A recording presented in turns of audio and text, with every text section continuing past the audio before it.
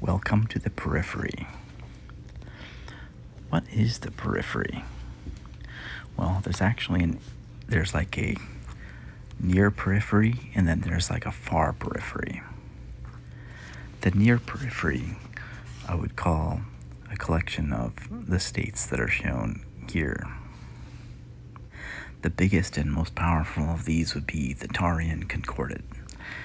It's just rimward of the House Liao, and also kind of borders a little bit on House Davian, or as one of our watchers or subscribers has mentioned, is pronounced more like Davian.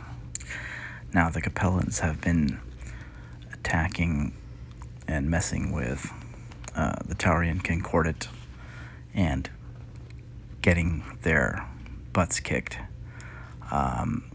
So they're a pretty powerful group. The next most powerful would be the Magistry of Canopus. Now, they're interesting because they're a pleasure society, almost like Vegas, like Space Vegas or something. And Comstar has told its agents to not go there or not mingle too much because they're afraid of getting perhaps too influenced and perhaps some compromise or something like that happen to them there, because they are they are kind of known for their strange mores there. As of the late 3050s/3060 era, the Magistry of Canopus and the Taurian Concordat have formed somewhat of an alliance and have started sort of mutually filling in the space in between and trying to populate and colonize the worlds in between them to perhaps create a continuum. The Outworlds Alliance, on the other hand, has been in a state of poverty, and just kind of barely hanging on, being raided by pirates,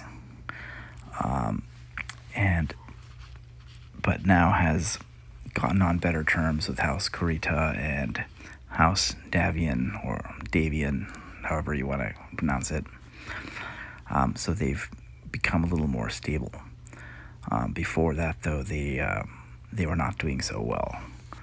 But they are still the third largest of the various kind of perimeter houses, if you want to call them that. You can even tell from the art for the Taurian Concordat that their warriors look pretty beefy, and obviously you don't want to mess with them. Now, the Magistry of Canopus, on the other hand, the green chick is kind of sensuous, just like the whole theme of that particular star empire. Now, there are a couple other minor clusters of colonization that exist, and increasingly marginalized and smaller periphery states.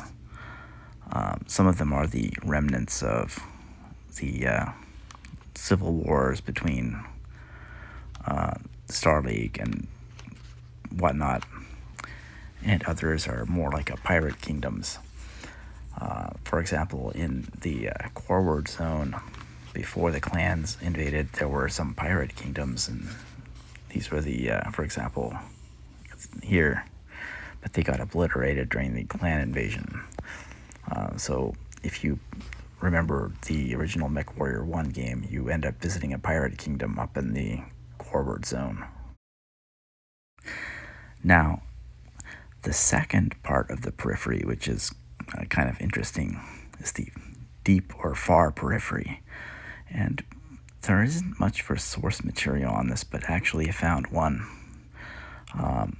It's the Explorer Corps. That discusses the far periphery a little bit, and mostly towards the direction of the clan homeworlds.